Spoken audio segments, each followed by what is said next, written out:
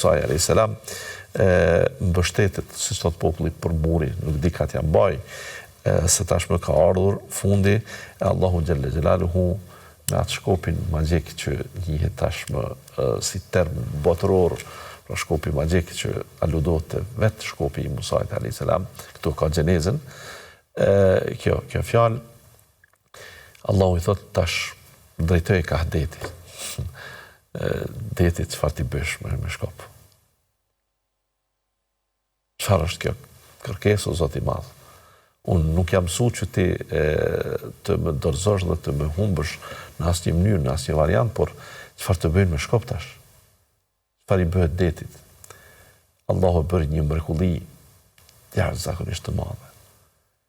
Një mrekulli pas gjithë atyre mrekullive që ishin deri më tani të mëdha e të mëdha, por kjo tashmë që të bëhet deti rrugë nga mund të kalojnë njerëz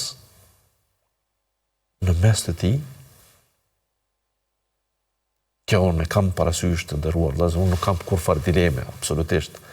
Unë besimtarët nuk kemi këtu çfarë të diskutojmë, por sinqerisht, si të akceptohet, deti ka shumë ujë. Pra nuk është fjala për të kalu lumin këndej dhe andej, ata që din të notojnë mund ta bëjnë një gjë të tillë ose një ujë të vogël, por në deti në fakt askush nuk jam mësyn që të dalë matan detit, të dalë në Bregdet, të kalojnë nga vendi në vendin tjetër me not, edhe po ta din të notin. E pse? Se deti ka shumë ujë.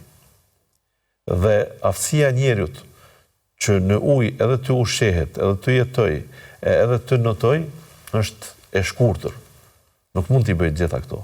Pra atë pak energji që e ka, e shpenzon, e harxhon, lodhet dhe fundoset në një moment. E kur themi fundoset, se çfarë bëhet? Fundoset në ujë se ujë është i thellë. Në këtë rast tash, nëse po themi se uji tash do të eliminohet, do të largohet nga kjo pjesë e mrekullisë, atëherë i bie se të paktën deti është i thellë. Ta do të ecin në një të pozhze të madhe në deti, e për të ecë në fundin e tij, që Zoti e din se çfarë krijesa mund të ketë aty, pastaj për të ngrit e dalë në Bregdet në një përpjedzje të madhe, të pjesë të madhe, në të parën përpjedzje të madhe në dytën dhe do të ishte edhe kjo një lodhje e hatashme.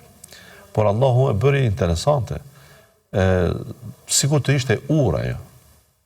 Dhe i tha Musait, ec ti dhe let ecin edhe gjithë ben Israelit. Filloi deti të ndahet në dy pjesë. Subhanallah, mrekulli.